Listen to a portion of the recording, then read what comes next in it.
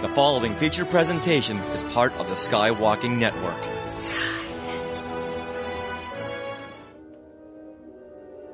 Hello and welcome to Star Warsologies, a podcast about science and other academic fields of study in Star Wars. I'm Melissa Miller, and along with my co-host James Floyd, we recently were at Star Wars Celebration in Japan and had an awesome time putting on panels and hanging out with fans and just having a great time. Our next few episodes are going to be recordings of those panels as bonus episodes. This is the recording of our panel, The Science of Revenge of the Sith. Please enjoy.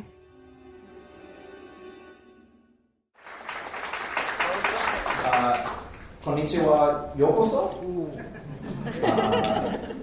Star Wars Celebration, yokoso. Okay. Kore wa Shisunu Fukushu no Kaga Kedes. Okay. All right. Welcome to Science of the Revenge of the Sith. Who is at Celebration for the first time? All right. Hajimete celebration ni sanka suru hita wa dare desu ka? All right. Welcome.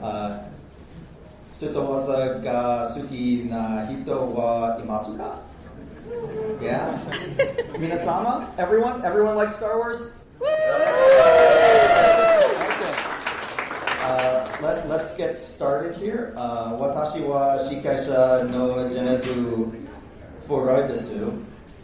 I am James Floyd, your moderator. I am a host of the podcast Star Warsologies, which you see over there. Watashi wa Nihongo o omari hanemasen. I don't speak much Japanese, so probably after we get started I won't. Yes. Okay. Watashi wa sora taubo senta kuki desu. Yeah? I'm a flying washing machine? Okay. Now everyone's just being polite. All right. Okay, let's meet our panelists. Panelisito no go shokai. Good afternoon, everyone. My name is Yukie Nagai. I'm a college professor working at the University of Tokyo. I'm a specialist in the robotics. To be honest, I'm not a big fan of the Star Wars. I'm very sorry for that. Only after receiving this invitation for this panel, I started watching it, but a little bit of it. So I apologize for my little knowledge about the Star Wars, but I tried my best to explain the relationship between the technology to the Star Wars and the robotics research. We'll make a fan.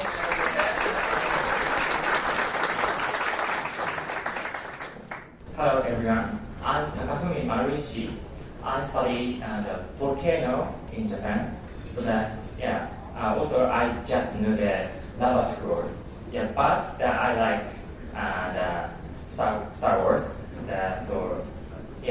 I wanted to discuss good discussion. So thank you.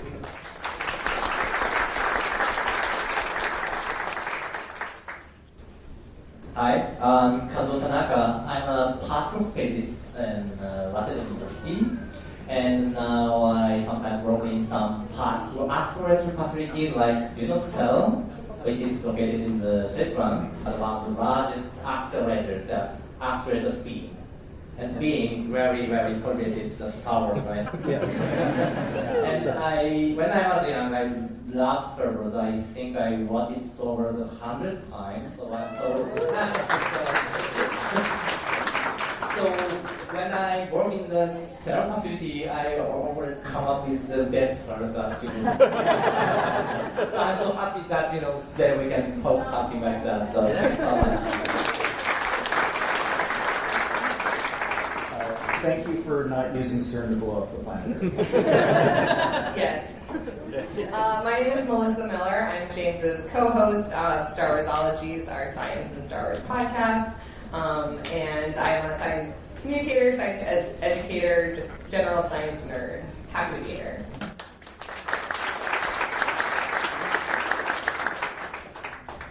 Hello everybody, my name is Gabriel Santos. I'm a paleontologist in my day job. I am also a co-host for PBS Eons, a YouTube show where we talk about deep time and stories from paleontology. Along with that, I am also the co-founder of the Cosplay for Science Initiative. We're a group of scientists who like to talk about science, create science content, and bridge the gap between science, education, play, and science fiction. So I'm really excited to be here.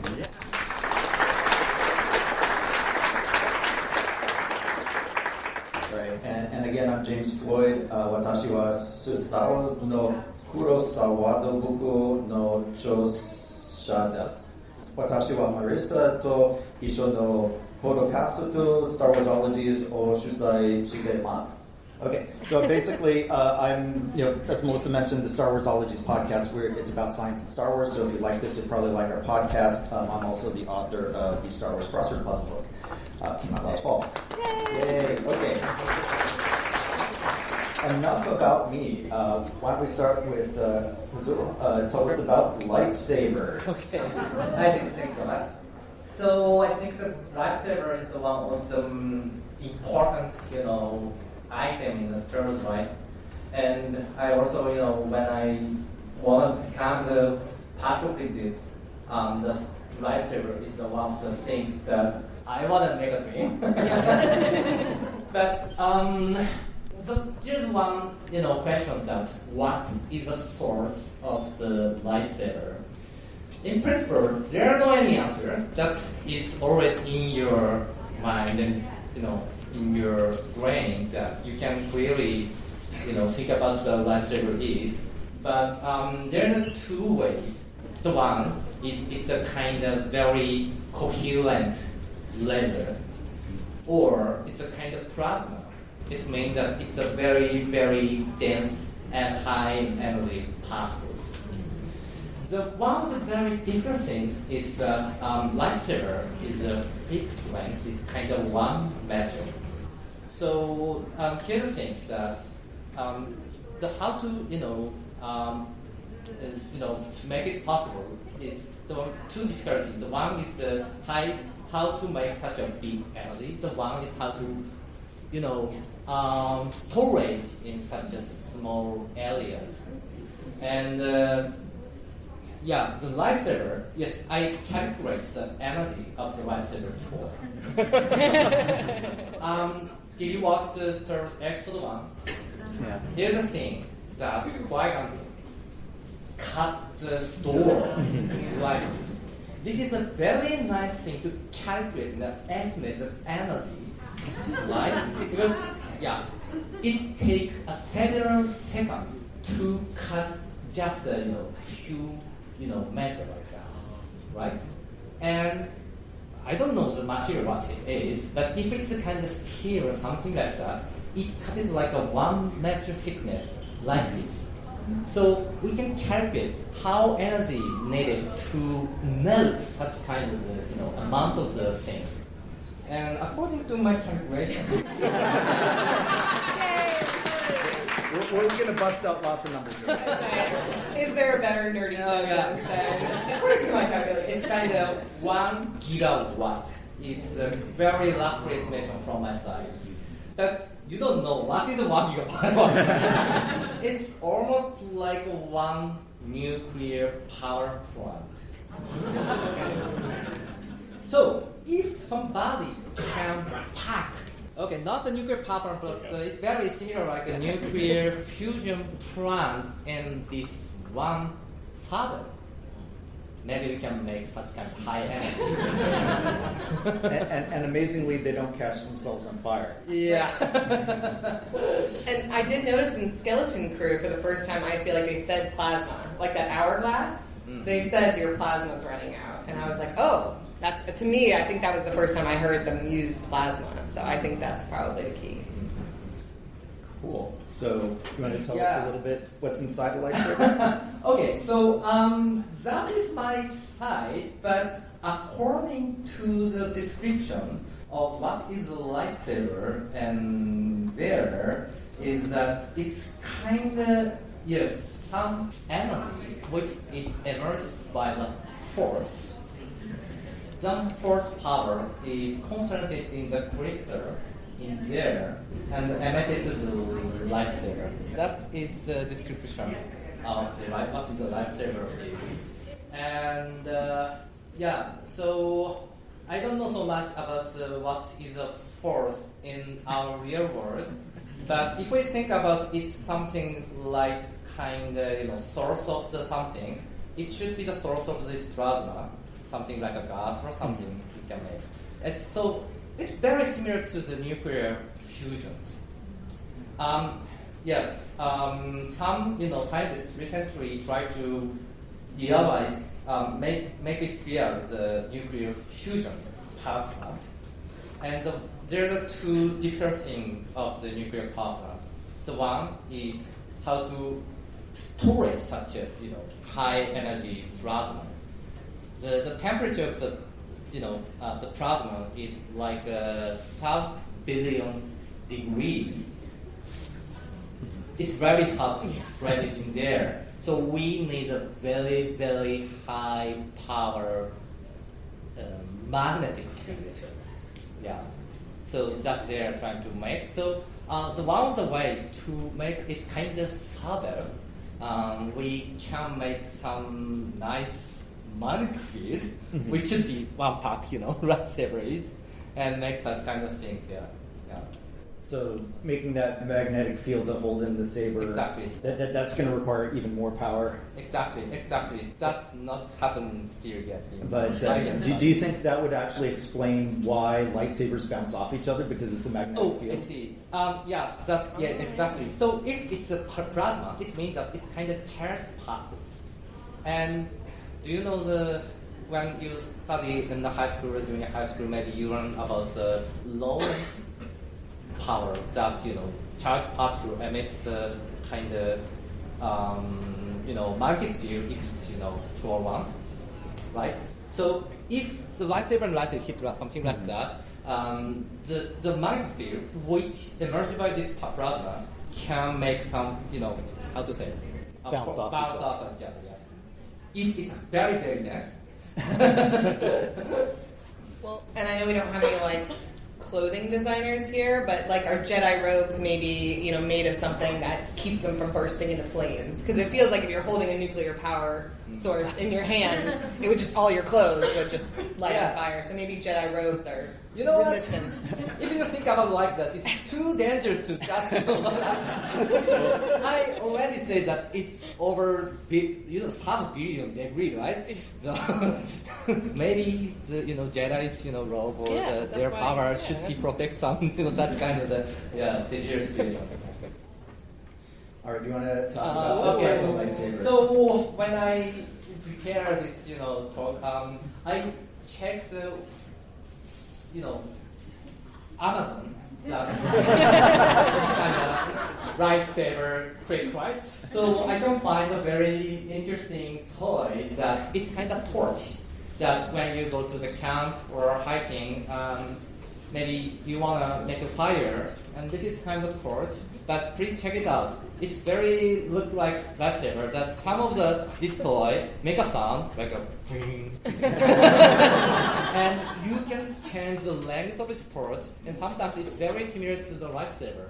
So I think it's forbidden to bring this phrase, I guess. But if you want to try, please check it out in some shopping site. Don't lose a hand. And you know what? It's also one of the kind of the plasma. You know what? Fire is kind of phenomena that burning out some gas or some material as a plasma, right?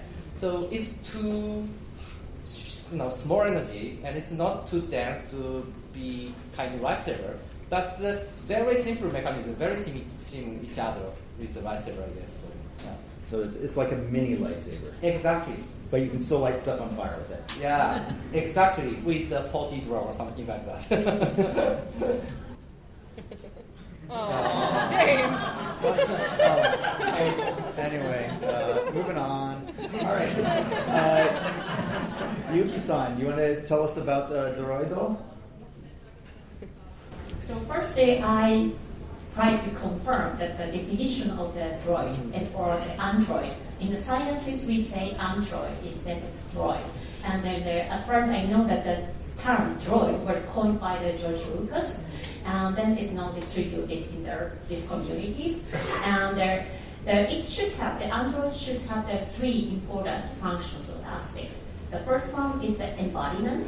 With the body, their agent or their droid should be able to act on the environment, touch the object, and then touch the other people's. So the embodiment is a very important function to interact with the physical world.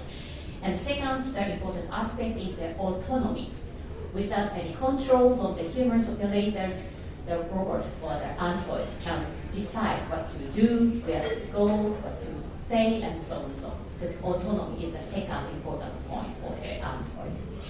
And the third one, actually I found the third one is interesting. It's not social interfaces.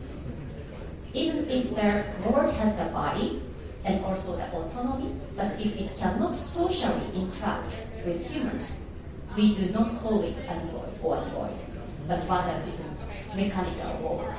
So the android should have the abilities to socially communicate with the humans. The socially does not mean that the languages only, but more like the gestures, sound, many different modalities can be utilized for social interactions. And I found that there are, so the two representative robot or android in their Star Wars, which is C-3PO and their R2-D2, have two distinctive functions or their abilities.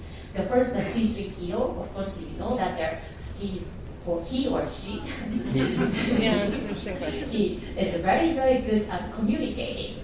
He has a quite rich language capabilities and also there are dictionaries, and then he can speak a lot. I thought that it really looks like a chat GPT.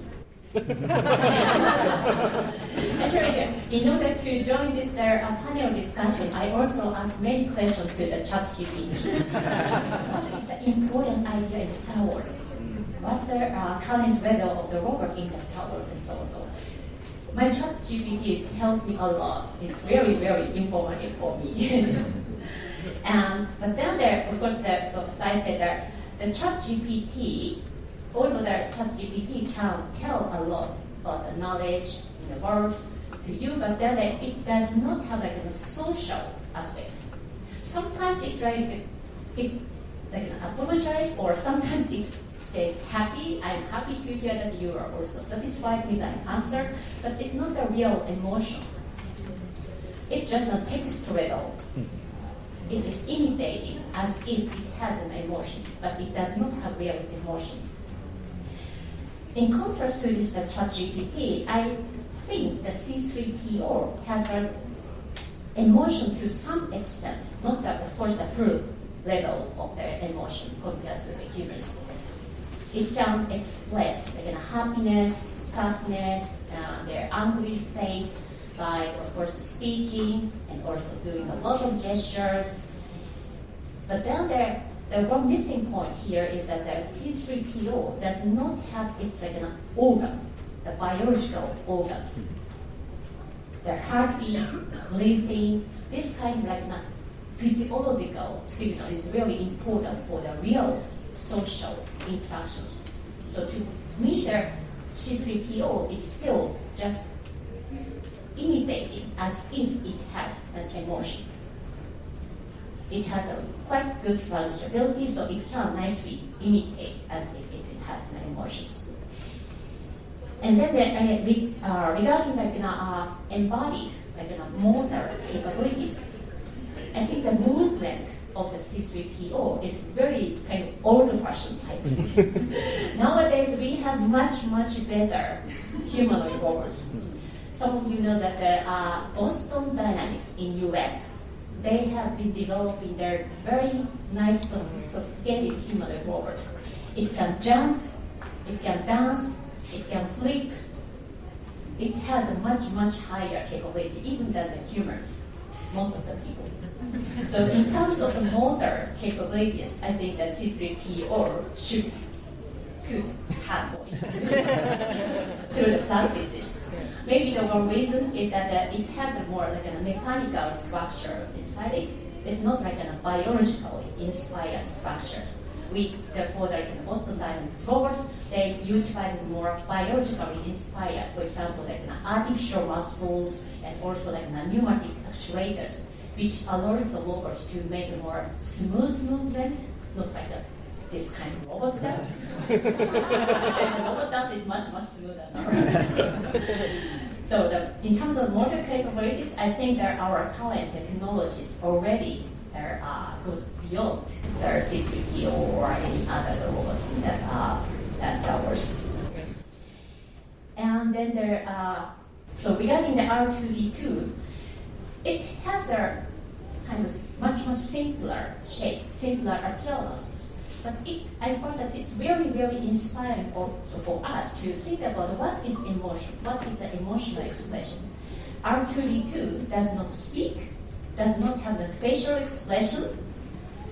It can just moving, and also they're making a beep. But we can interpret emotional state only from the sound. They can happy. So we have a lot of, our humans have a lot of capabilities to interpret the emotional state. And actually the design of the R2-D2 inspired us a lot. We also think about how we can design the emotional expression abilities in our robot, whether it should have like a human-like, very rich languages, rich emotional facial expressions. Maybe it's not necessary. Very, very simple design might be enough for the starting point for the design of the emotion, also the interpreting the emotion. For example, I also studied a human child, how children learn and also express their emotion. They cannot manipulate the languages, but they can express their emotional state just by crying or laughing, and also they can interpret the emotional state of the parents. If the parents say no, even if they don't understand what no means, but they can understand because of the pitch or amplitude of the speech. So this is very inspiring also for us to think about where the emotion comes from and how we humans also understand the other people's emotions. Yeah. And then so the R2-D2 again there has their very limited capability is the mobility, but it has a lot of functions. It can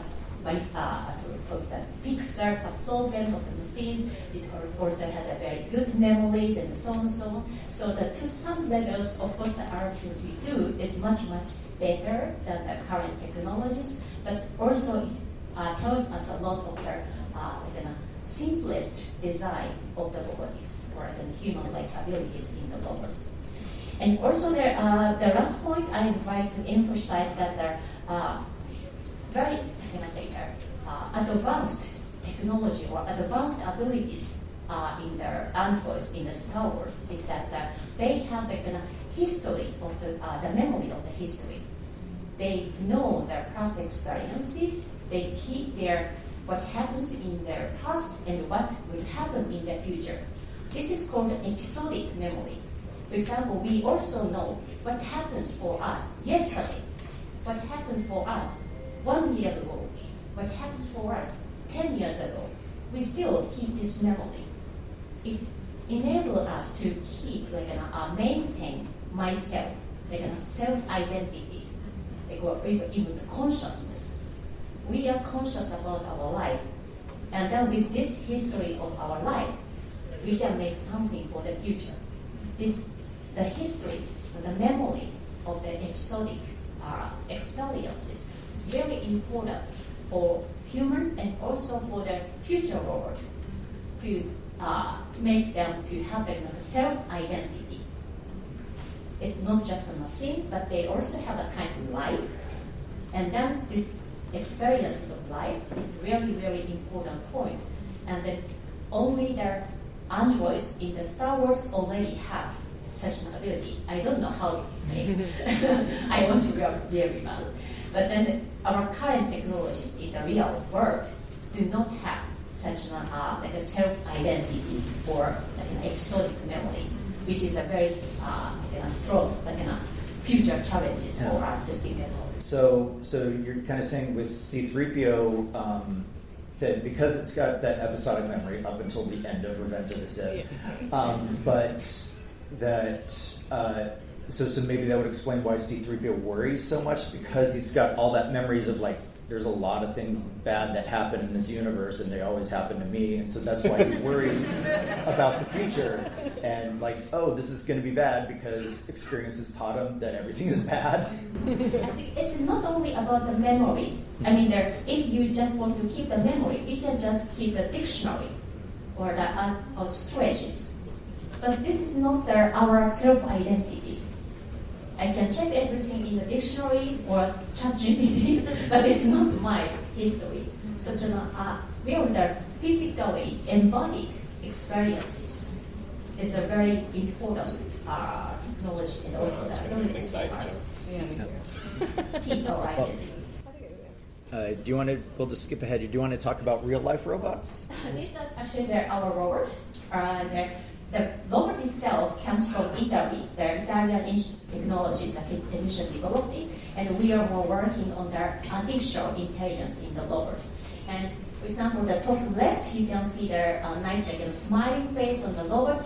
Our research question was here that how the robot can learn to interpret the emotional state of the humans. The human express the emotion with the facial movement, their body gestures, speech signal. Of course, the human also learn or to interpret how estimate the emotions. So we implemented the AI technologies, but as I said, this is a very completely mechanical robots, no episodic memories, and also no organs, like an internal physical, physiological information inside it. So it somehow still imitating as if it interpret or estimate the emotions. But this is our ongoing challenge to design how the robot can really acquire the emotional state through the interaction with the humans.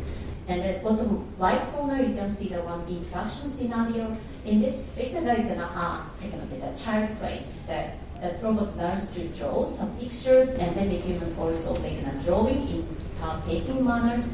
And we wanted to see how the robot type can interpret the intention of the person. The person draw just one stroke.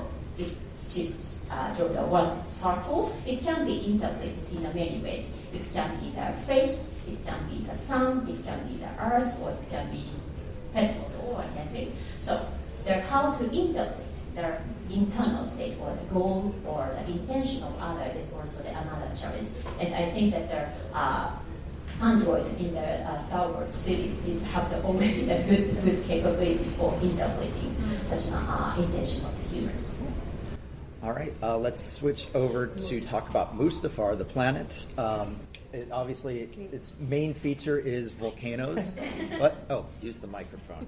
All right, we're going to talk about Mustafar and its volcanoes, the Kazan and Yogan. We have our volcanologist here, Takafumi-san. Okay, and this is quite a maniac topic. But Japan had many active volcanoes. The number is 100. So that you know that maybe there are Mount Fuji and Sakurajima. So the Japanese volcanologists know that many can have knowledge the dynamics of lava flows.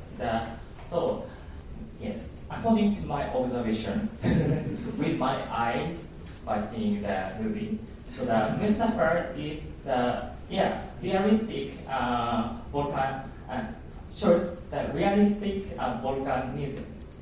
So I show you the reason. So the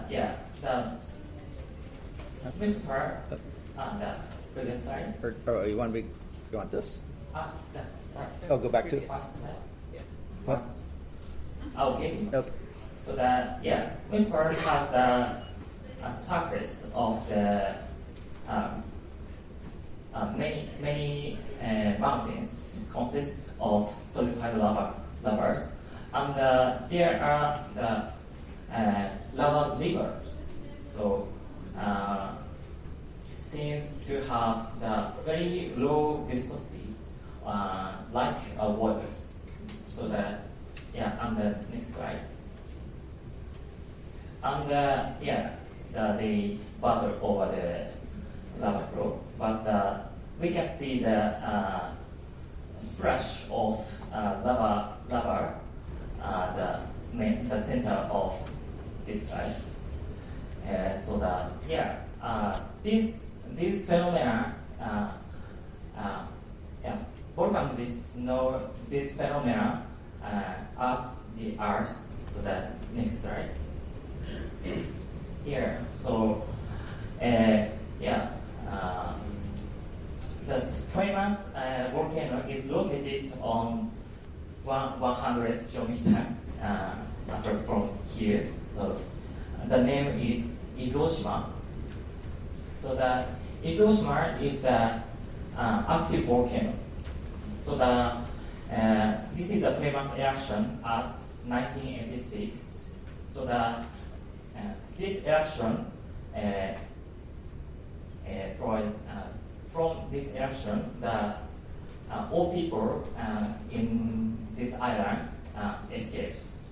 So this is the large historic eruption. So this is the real picture in Izuoshima. So we saw the lava splash. So this eruption is triggered by the air gas resolved in the magma. So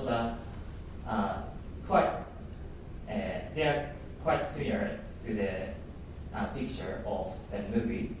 So we can speculate that Mustafar has the similar volcanisms within the Izuoshima, and in the Earth there are many volcanoes showing the lava fountains. So the category is the basaltic volcano. The basaltic volcano has the quite low viscosity, like water.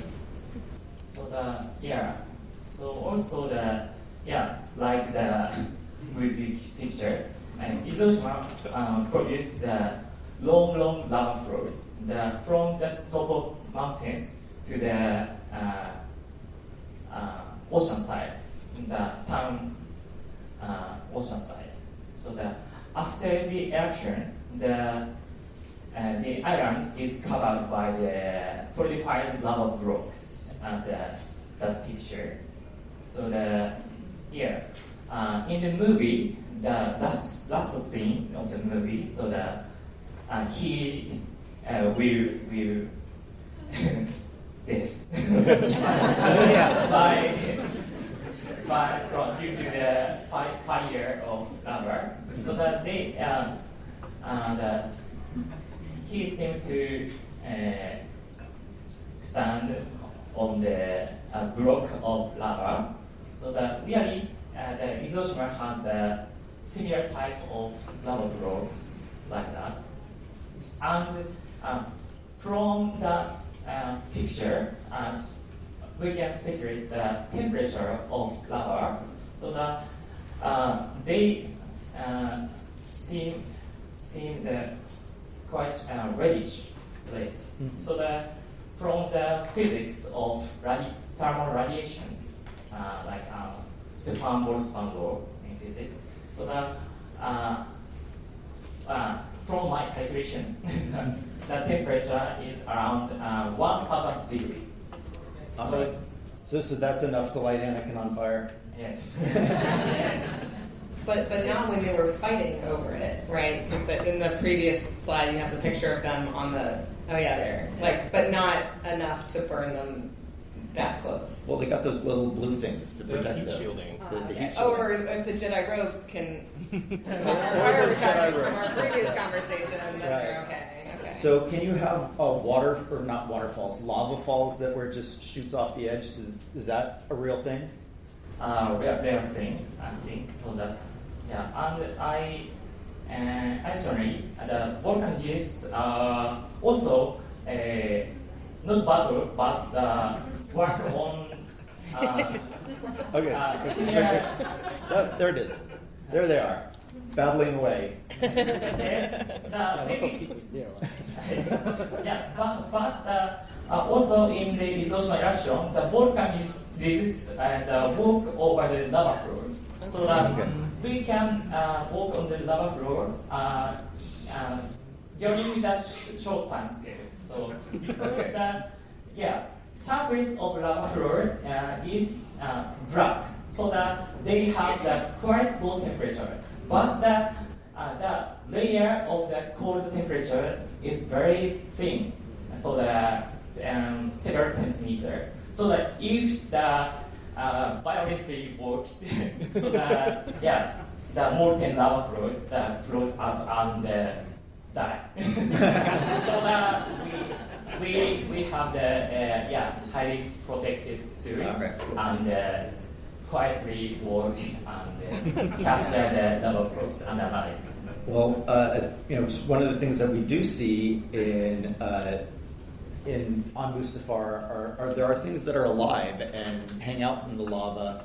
We have an example here of some Mustafarians, a lava flea, which you see briefly in the movie, and then even in the expanded stuff, there's this like lava dragon thing.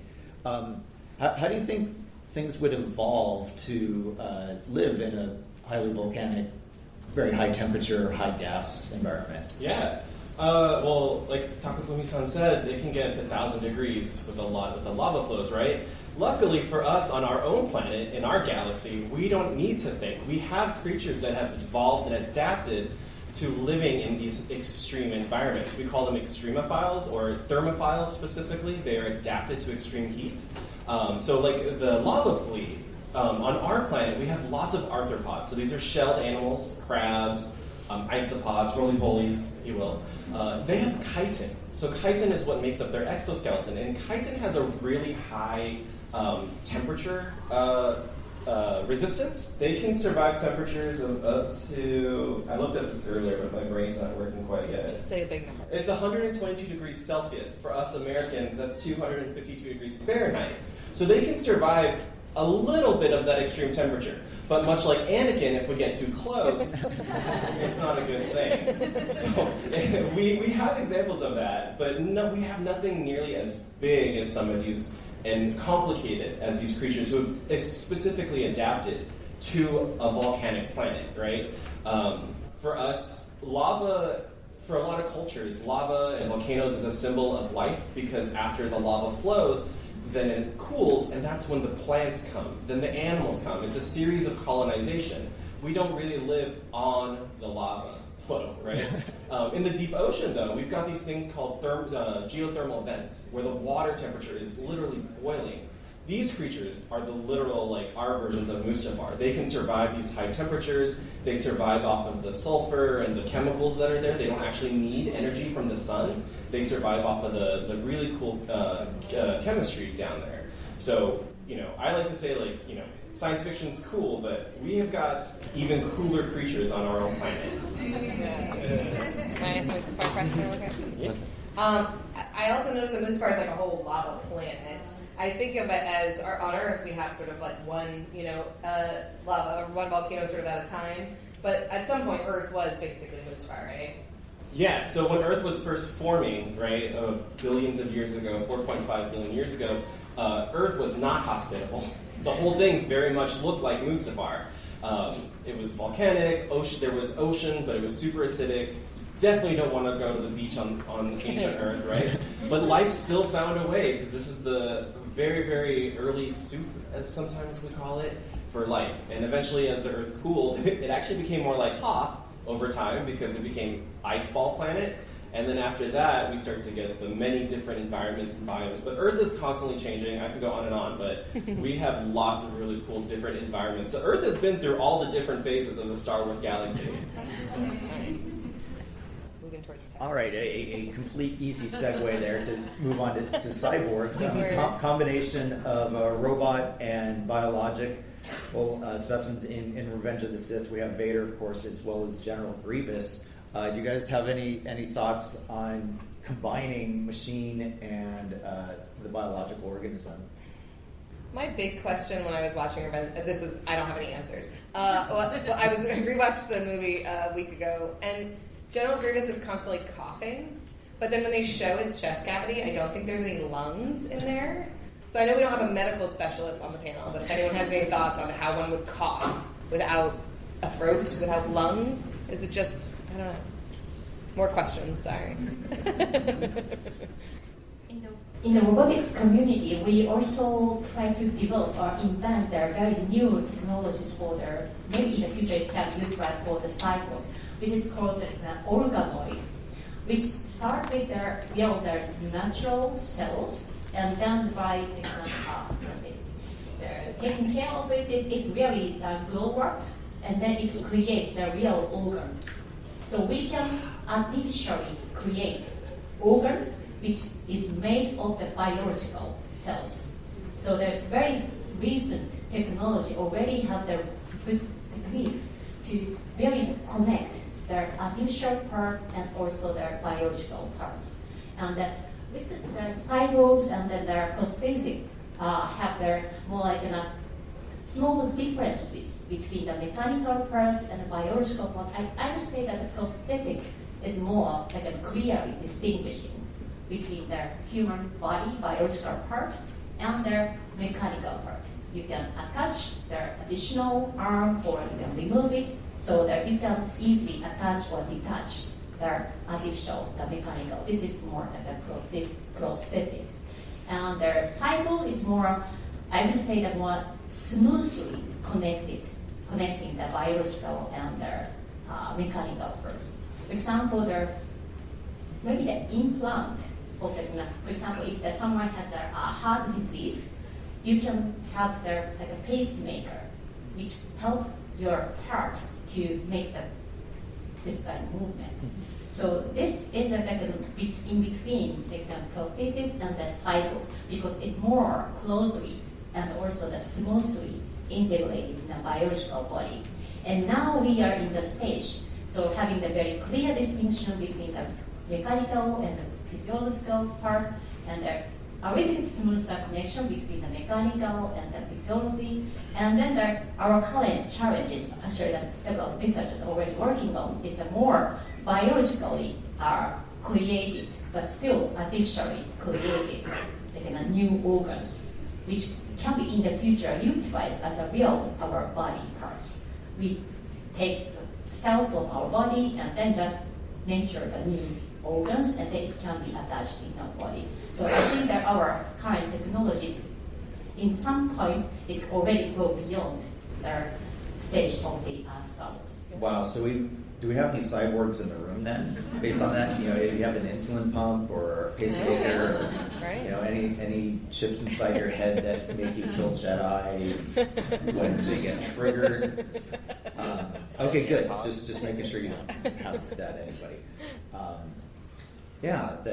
Cyborgs are pretty cool. Killing Jedi is also a thing. Did you want to take us through the science of blaster technology? Okay, thank you. It can be some similar technology with the lightsaber, but I think I need to note it as blasters. It's kind of very something bright or something, and the one of the very interesting thing is that it's very slow. It's not the light something. I mean, kind of laser, because it should be the light speed if it's kind of laser. But yes, I calculate the speed of this laser from the movie. According to my estimate. It's something like 300 meters per second or something like that. It's different in these things, but luckily it's kind of 300 meters per second or something like that. It's almost the same order of the normal guns. And I think this is because if it's more higher speed, nobody can see it, and it's not fun, right? But in other words, if we think about it kind of real world, it's not the laser, but it's kind of some particles. I mean, it's kind of plasma or something. And so in that case, maybe we can think about some particle accelerator or something. Go to the next slide. And I wanna compare with the two sides of the particle accelerator. The one is the left side, proton therapy, and the left side is CERN. It's one of the largest accelerator, which has the largest energy, and yeah. So in case of the proton therapy, we need to treat the cancer by using the particle beam. So it shouldn't too much energy.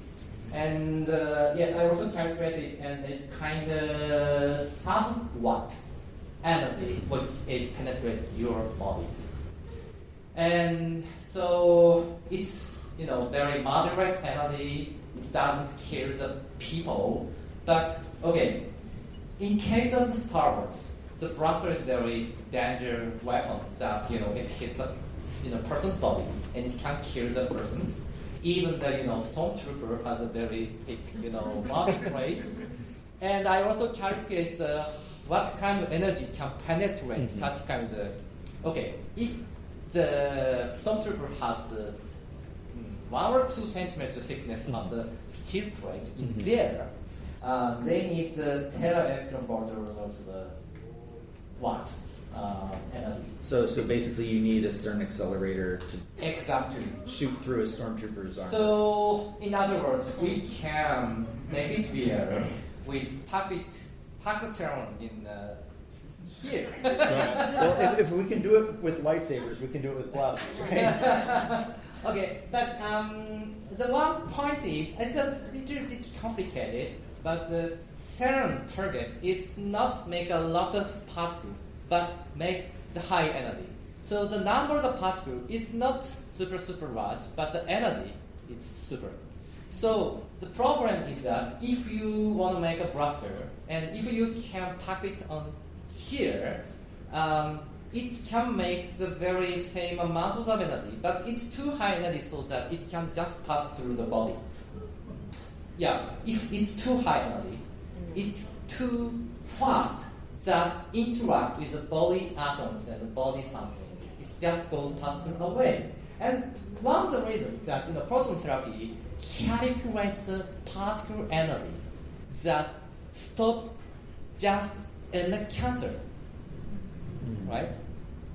If it doesn't stop on the cancer in other organ, it's just kill this organ. If we can calculate every particle's energy and estimate it just on this cancer, we can just cause the energy on the cancer and other body is safe.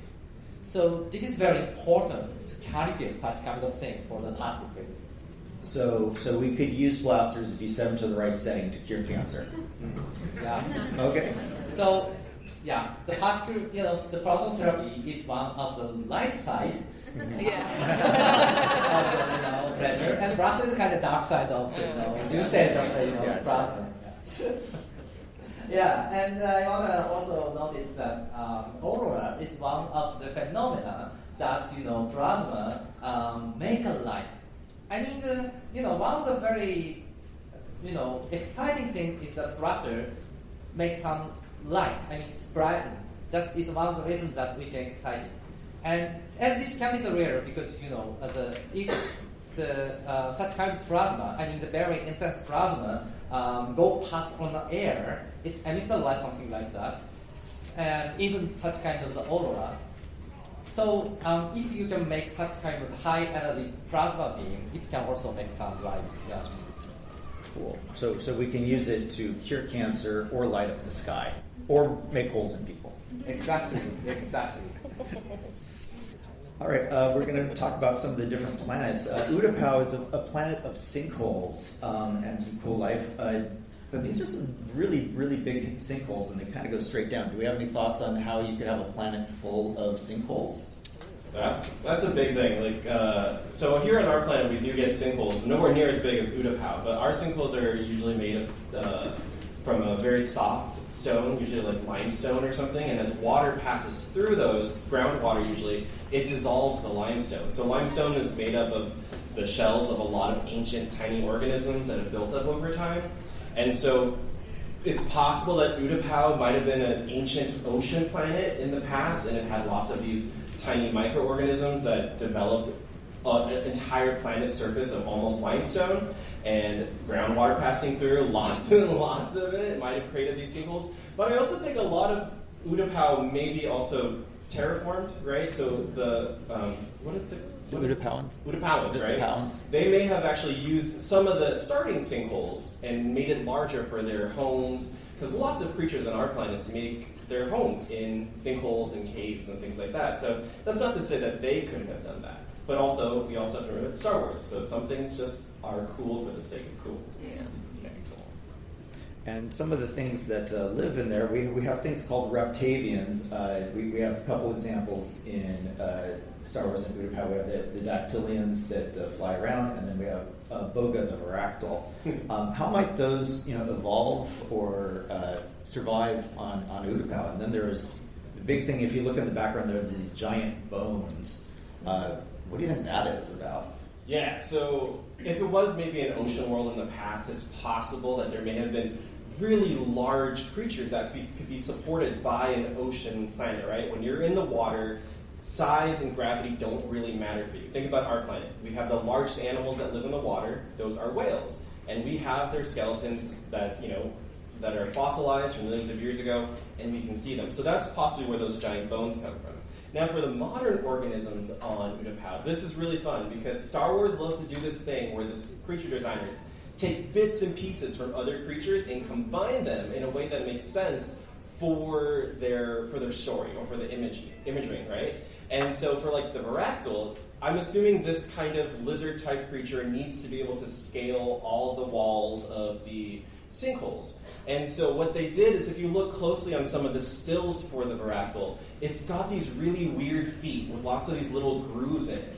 Those are the same kind of feet that geckos have on our planet. Geckos are known for being able to stick on all the most random surfaces you can think of. When I visit the Philippines with my family, I remember like going to the bathroom, looking up, and there's just like a gecko on the ceiling staring down, and like, cool, I'm gonna need a minute, but whatever. So the Varactyl, they chose these really cool adaptations of our real creatures to fit what these creatures on Utapau may need. So they came up with their own ideas of evolution and adaptation, looking at our planet, and combined them to create them there. Now, the reason they use reptavian for some of these creatures is because on our planet we have kind of good definitions of what creatures belong to where. Birds on our planet, if you don't know, are a kind of dinosaur, and dinosaurs are all part of the group Reptilia. But the Varactyl takes bits and pieces from all these different distantly related groups and combines them into one. So it's got the body of a lizard, but it's got feathers, right? So you don't really see that on modern lizards. If you do, please call me. It's also got like a beak, which some lizards do, but this one has a keratinous beak, right? So that's something like a turtle, like a bird. So again, you can see where all these features from different creatures come together. So on the bottom, you can see a dromaeosaurid, or something related to like a velociraptor, right? That's a microraptor. And it's a dinosaur, but it's feathered and it's got wings. So you can kind of see where these inspirations from our real world go into the world of Star Wars, which is why I love it. Watching Star Wars, anytime I see a new creature, I'm like, pause. Okay, what do we have here? We got a little bit of that, we got a little bit of this. Awesome, love it. Yeah, I definitely noticed that on my most recent rewatch with the Dactylian too, that sort of like dragon-like creature. I'm always counting legs on winged creatures because, if you think about birds, they have, the wings are sort of the equivalent of arms, and then they've got legs. When we're talking about like bats and that's, their wings are actually modified, they're modified arms, right? It's like literally like you can look and see like the fingers or whatever on the top of wings. So there's still only 4 appendages, basically. And so I definitely noticed on the Dactylian that there are 4 legs and the wings. So I'm really curious. I don't have any answers again, but I'm curious about what they originated from. Something with 6 legs or somehow growing wings on top of your legs. I want to know more about them, and they're literally in it for like 3 seconds. Yeah. I'm wondering maybe, if they didn't have 6 legs to start with, what if they had like just spines on their back, or like Stegosaurus thing? Right, yeah, some plates or something. Some plates. Stegosaurus gonna fly though. That's the whole idea, just saying. Well, okay. in robotics, we actually investigate why the animal have the specific shape and the physical bodies. Because in robotics, we can easily attach or detach their body parts, and then we can examine what this leg, for example, affect the animal, the movement. If the animal has 2 legs, just 4 legs, or 6, or even 100 legs, how the behavior will change and what the capabilities it requires. So that's the robotics researchers are really, really interested in. And also we are a lot inspired by the animal or these kind of creatures. Kakui, that is very cool. That the like the number of legs they have affects like how they behave and stuff. Yeah, that's so cool. It's a concept we call biomimicry, and so we look at the world, the natural world, and try to replicate, because it works so well and efficiently, we try to replicate it in what we consider our created world, the robotics and things like that. And it's super, super cool if you ever have a chance to look it up. And we have the example of the cancel, which is the little flying creature we see here on Kashyyyk. I tried to add an extra Y. When I added a third one, it made a different word. And I didn't want to use that. But yeah, the Kashyyyk is kind of cool. I don't know, any thoughts about how it formed or the life there? Or? Kashyyyk is one of my favorite planets because it's an entire forested planet, and they've got giant trees that the Wookiees call Worcester trees. My Wookiee accent's terrible, so I'm sorry. But then there's different varieties of Worcester trees. So if you played Star Wars Jedi, no, not Survivor, it was the first one, Jedi Order. You go into Kashyyyk and you see the giant Worcester trees in the inland, right? And then over here in Revenge of the Sith, we go into the coastal area where they're fighting the battles, and you see the coastal Worcester trees. Now, I was super interested when I saw these because they are a combination of 2 kinds of trees, from what I hypothesized. First of all, trees are not good at being salt tolerant, right? All of our trees, modern trees, need fresh water. There are very few trees that are able to survive really, really salty water. And one of those are mangrove trees, which actually they've got quite a few wonderful species here in Japan. Mangrove trees have adapted to living in salty, sandy environments, and what they do is their roots are really, really intricate and cool, and they grow out, and then once they grow out, they grow up. And that way they can, first of all, get oxygen so that they can continue to photosynthesize, and then they have a really cool adaptation for the salt. They take any of that salt through their body, and they store it in special organs or leaves, and then they drop the leaves so that they can then be able to continue photosynthesizing and not get hypersaline, I think is the word. And so it's a really wonderful adaptation. And then in North America, we've got the cypress trees, which can live in more boggy, swampy water, not really salty. But you can kind of see where the inspiration, again, comes for the coastal Worcester trees. Now, one other cool adaptation that you can see that you don't really see in real trees is on Kashyyyk, the coastal Worcesters develop these kind of discs along their roots. What I hypothesize those are for is so they can collect fresh water, and it just piles up in there so they just have their own constant supply, which is just, again, that's wonderful, wonderful creativity from the designers on Star Wars, just drawing inspiration from our world to create seemingly alien worlds. Designers of the holiday special, really. So Coruscant, kind of ecology-wise, is not so much, but there are life forms on Coruscant. They're mostly feral things. There's rock slugs, but for the geology, it's been completely built over. We see in now I forget. Was it in, where we finally saw it? Where we see it first in Clone Wars, you see a mountain peak, which is like in the middle of a plaza, but then we see it again in... Was it in Obi-Wan Kenobi? Yep. No, but we saw it live action. Oh, yeah. Was it in Obi-Wan Kenobi? Yeah, I don't remember. Mandalorian. Okay, yeah, because they go to this plaza and there's like the top of Mount Everest, basically. Yeah. But the whole city's been built up to that point, so it literally just looks like, it's as tall as a person. So yeah, definitely. The urban planet. This one always really intrigued me. I don't know if anyone else had Tara Whitlatch's field guide to the animals of Star Wars that came out with Episode 1, but she talked about life on Coruscant. The animals that are in Coruscant. It's like Dianoga in the sewer, and rats and stuff like that. So it's like basically what we have in our cities now, which would be maybe some falcons, maybe some pigeons, sort of the pest species that can stay adapted and still find a way to live. But it would be pretty bleak there. And I don't know if they've shown this yet. I feel like maybe they mentioned it finally, that it's like a holographic zoo. Like basically everything is extinct, but you can go to like a museum and visit these things in virtual reality, and that's pretty much what's left of Coruscant. Okay. Cool thing about a holographic zoo is you don't have to feed them. But okay, so Coruscant is really cool from a pure sci-fi standpoint, but I really like to think of Coruscant as a cautionary tale. This is very easily where we could lead, and the way that Coruscant exists is they have to develop so much technology to keep it running. They have to have water recycling, air purification.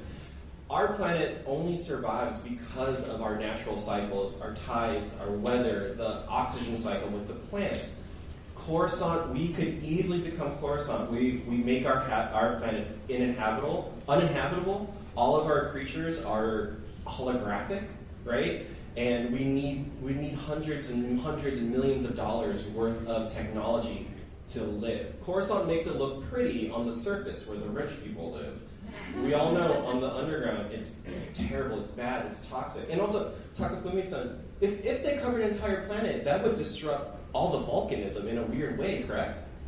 Sorry, again. Oh. So if the entire planet is covered by a city, the volcanism on the planet would be messed up, right? Messed up? Broken. Yes. The volcanic magma team is the inside of the planet. So the buildings is covered only the surface compared to the length scale of the volcanism, so that it did not affect it. Oh, okay. No, thank you.